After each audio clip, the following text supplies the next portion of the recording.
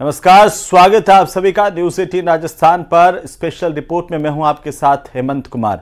और चलिए शुरुआत करेंगे। ईरान ने 1 अक्टूबर को साबित कर दिया कि वो इजराइल के जबरदस्त सुरक्षा कवच को तबाह कर सकता है। ईरान ने 5 तरह की बैलिस्टिक मिसाइलों से हमला किया था और अब ये पता चला कि खामनेई ने साफ कर दिया था कि इजराइल में मोसाद के हेडक्वार्टर को उड़ा दो, और इसीलिए ईरान ने 200 से ज्यादा मिसाइलों से इजराइल पर हमला किया। रिपोर्ट देखिए। در انتقام خون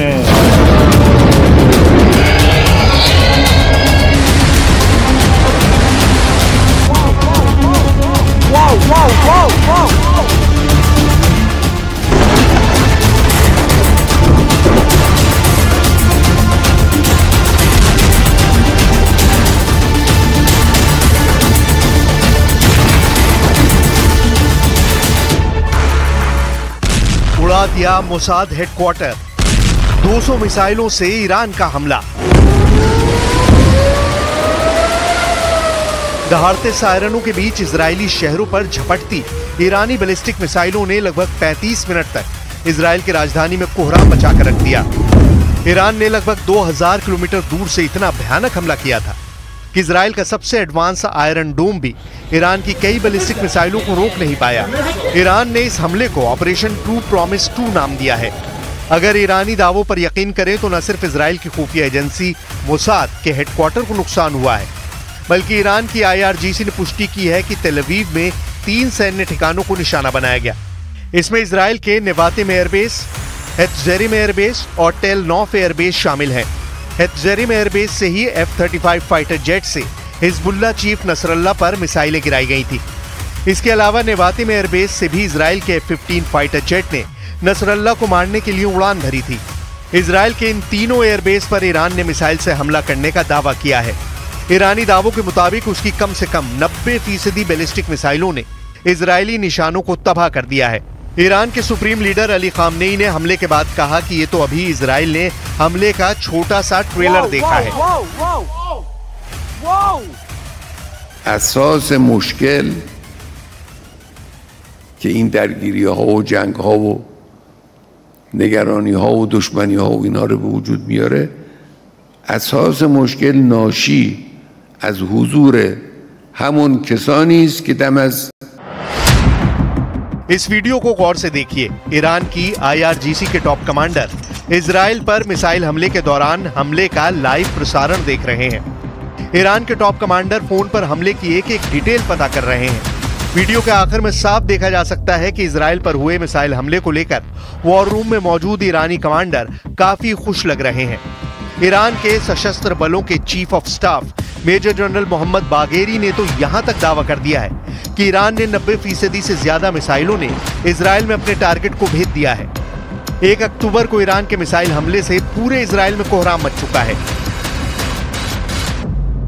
که به دیوانگی رسیده کنترل نشه توسط امریکا و اروپا و بخواد چنین جنایت‌های رو ادامه بده و یا علیه حاکمیت و تمامیت ارضی ما وارد عمل بشه، عملیات امشب با چند برابر بزرگی تکرار خواهد شد و تمام زیرساخت‌های اونها مورد اصابت قرار خواهد گرفت. ईरान, लेबनान और इराक से जबरदस्त जश्न की तस्वीरें आ रही हैं।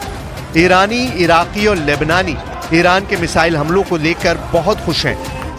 दावों के मुताबिक यहाँ के लोगों को बताया गया है कि ईरान के मिसाइल हमले से इजराइल में जबरदस्त जान और माल का नुकसान हुआ है।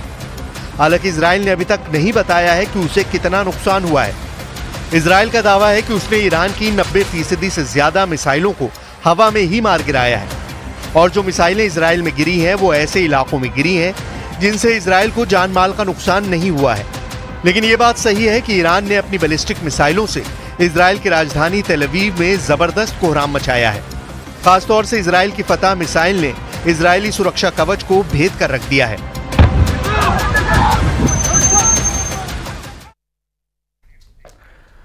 तो ईरान ने जिस तरह से इजराइल के सुरक्षा कवच की धज्जियां उड़ाई है उससे हर कोई हैरान है। ईरान की हाइपरसोनिक फतेह 2 मिसाइलों ने इजराइल की सुरक्षा कवच को भेद कर रख दिया है। रिपोर्ट देखिए।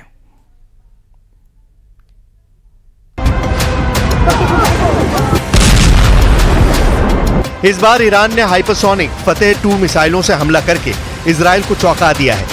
ईरान की फतह मिसाइल की अधिकतम स्पीड 16,000 किलोमीटर प्रति घंटा होती है। ये मिसाइल हाइपरसोनिक गति से उड़ान भरती है। फतह मिसाइल साउंड की चाल से 5 गुना तेज रफ्तार से उड़ान भरती है। अनुमान के मुताबिक ईरान के पास लगभग 3,000 फतह-2 बैलिस्टिक मिसाइलें हैं। हालांकि आंकड़ा 2.5 साल पहले का है, ऐसे में संख्या ज्यादा भी हो सकती है। इस बार ईरान ने इजराइल पर पहले हमला करने के लिए इमाद और गदर मिसाइल का इस्तेमाल किया है, जिनकी स्पीड आवाज की रफ्तार से 6 गुना या उससे ज्यादा है। ईरानी दावों के मुताबिक इजराइल पर हमला करने के लिए 5 तरह की बैलिस्टिक और हाइपरसोनिक मिसाइल का इस्तेमाल किया गया। ईरान ने इजराइल को निशाना बनाकर बैलिस्टिक मिसाइल शहाब-3, इमाद, गदर और खैबर शिकन का इस्तेमाल किया। इसके अलावा हाइपरसोनिक मिसाइल फतेह-1 और फतेह का भी इस्तेमाल किया गया है।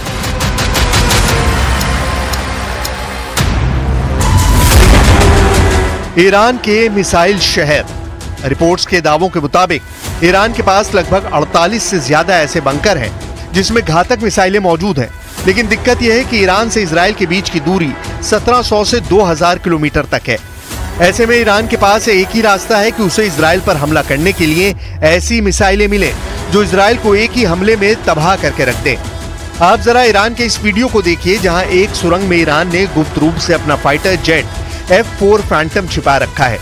दावा किया जा रहा है कि ईरान के पास ऐसे 48 से ज्यादा सुरंग वाले बंकर हैं जिसमें न सिर्फ फाइटर जेट मौजूद हैं, बल्कि लंबी दूरी की घातक मिसाइलें भरी पड़ी हैं। दावा किया जा रहा है कि इसी तरह के बंकरों से ईरान मिसाइलें निकालकर इजराइल पर हमले कर रहा है।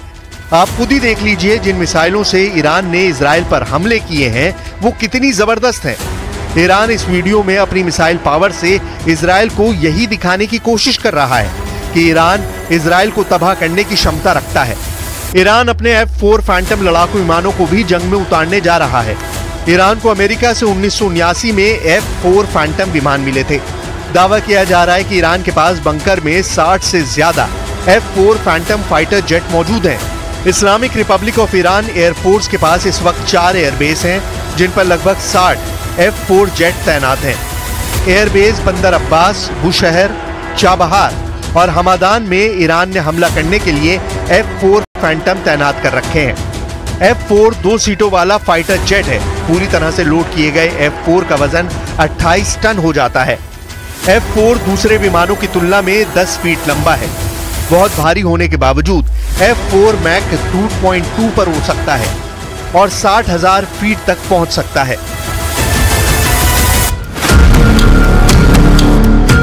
अब सवाल उठता है कि क्या इजराइल ईरान पर बड़ा हमला करने का जोखिम उठाएगा या फिर ईरान के हमलों से निपटने का कोई और तरीका निकालेगा।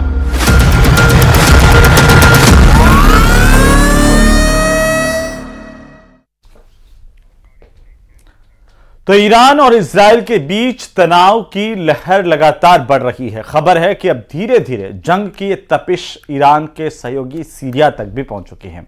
द टाइम्स ऑफ इजराइल की रिपोर्ट में कहा गया है कि इजराइल की तरफ से सीरिया पर बड़ा हमला किया गया है।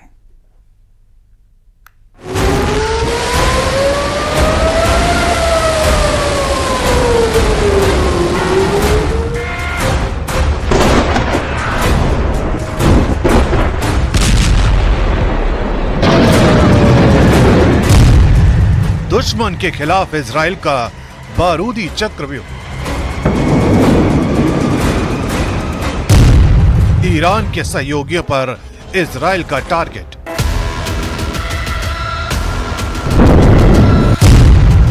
लेबनान से लेकर सीरिया तक आईडीएफ की सीरियल स्ट्राइक।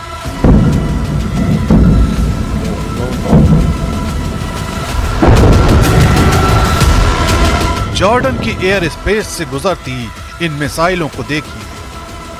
ये उस वक्त की तस्वीरें हैं जब ईरान की तरफ से इजराइल पर मिसाइल अटैक किया गया। उसी वक्त ये मिसाइलें जॉर्डन के एयर स्पेस से होकर कब्जे वाले फिलिस्तीन की ओर से गुजर रही थी। तभी इन्हें कैमरे में रिकॉर्ड कर लिया गया। इन्हीं हमलों का जवाब अब इजराइल की तरफ से दिया जा रहा है। लेबनान की राजधानी बेरूत में इजराइल ने जबरदस्त हमला किया है। इजराइल का यह हमला सेंट्रल बेरूत से लेकर साउथ बेरूत में उन जगहों पर किया गया जहां चंद रोज पहले हिजबुल्लाह के सुप्रीम लीडर हसन नसरल्लाह को मौत की नींद सुलाया गया था। इन इलाकों में रात भर इजराइल के मिसाइलों और रॉकेटों की आवाजें गरजती रही। अब इन तस्वीरों को देखिए, इजराइल के बारूदी हमलों ने बेरूत की कई इमारतों को ले लिया है। अल बशौरा इलाके से आई इन तस्वीरों में साफ देखा जा सकता है कि कैसे इजराइल ने बेरूत में तबाही और बर्बादी की नई कहानियां लिखनी शुरू कर दी है।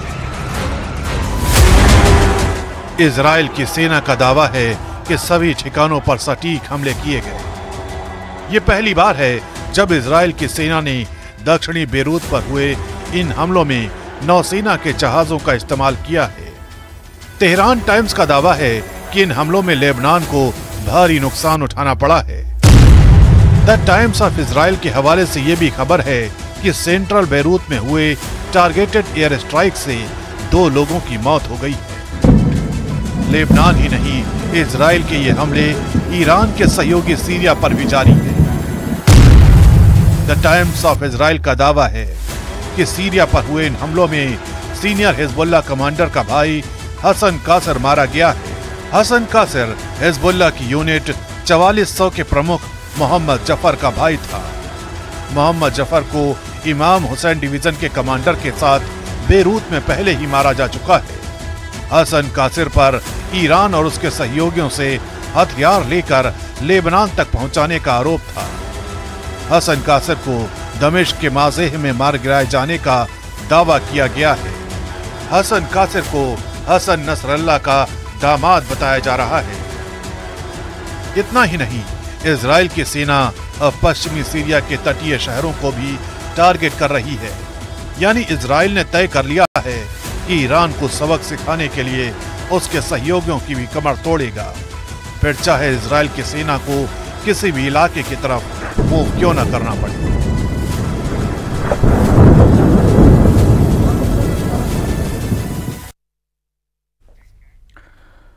तो वहीं ईरान और इजराइल के बीच छिड़ी इस भयानक जंग का नतीजा आखिर क्या होगा, ये सवाल हर किसी के जहन में चल रहा है। लेकिन ईरान ने जो रुख अपनाया वो यही बता रहा है कि पश्चिम एशिया में कोई बड़ी अनहोनी हो सकती है, क्योंकि ईरान के अखबार तेहरान टाइम्स में बड़े और कड़े शब्दों में लिखा गया है कि अगर ईरान के ऑपरेशन का जवाब दिया जाता है तो ईरान भी बदले की कसम खा रहा है।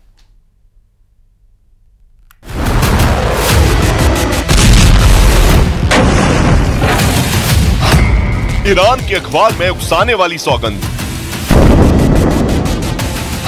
इजराइल और अमेरिका को डायरेक्ट वार्निंग, तेहरान टाइम्स में तबाही की नई कहानी।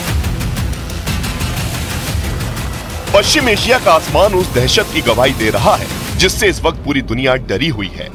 यही वजह है कि कतर यात्रा के दौरान ईरान के प्रेसिडेंट के एयरक्राफ्ट को 3 F-14 टॉमकैट फाइटर जेट सुरक्षा दे रहे हैं। डर इसी बात का है कि कहीं इजराइल की कोई मिसाइल अपने टारगेट को तबाह ना कर दे।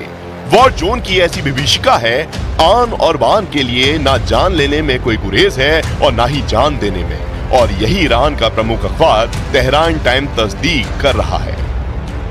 तेहरान टाइम्स में बड़े बड़े शब्दों में लिखा गया है, Iran's hand on the trigger, यानी ट्रिगर पर ईरान का हाथ है। और उसके ठीक ऊपर इस हेडलाइन के मतलब को समझाया गया है, जिसमें कहा गया है कि अगर ईरान के ऑपरेशन के जवाब में इजराइल ने कुछ भी किया तो ईरान ने भी बड़े हमले की कसम खा रखी है।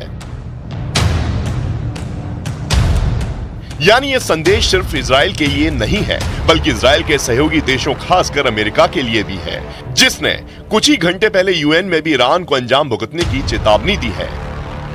हम इजराइल की हर हाल में रक्षा करेंगे, इस मसले पर ईरान को गंभीर नतीजे भुगतने होंगे।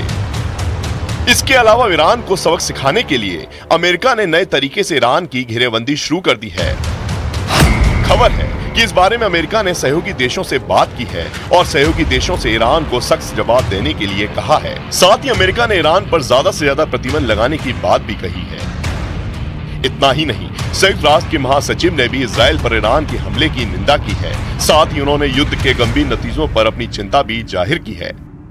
It's time to stop the sickening cycle of escalation after escalation that is leading the people of the Middle East straight over the cliff.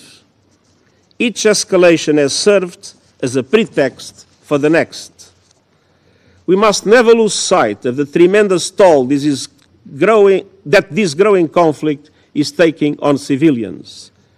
And we cannot look away from systematic violations of international humanitarian law. This deadly cycle of tit-for-tat violence must stop. इसी बीच Iran के राष्ट्रपति Masoud Pezeshkian का भी बड़ा बयान आया है। Iran के राष्ट्रपति ने इजराइल को चेतावनी देते हुए कहा है, हम इजराइल से युद्ध नहीं चाहते हैं, लेकिन अगर इजराइल ने कार्रवाई की तो हम उसका पहले से ज्यादा मजबूती और कठोरता से जवाब देंगे। इजराइल ने तेहरान में हमारे मेहमान की हत्या की थी। हम युद्ध नहीं चाहते, लेकिन इजराइल हम पर लगातार दबाव बना रहा है। यानी पश्चिम एशिया के लिए घड़ी बेहद चुनौतियों से भरी है, क्योंकि न ईरान झुकने को तैयार है और न ही इजराइल एक भी कदम पीछे हटने को तैयार है।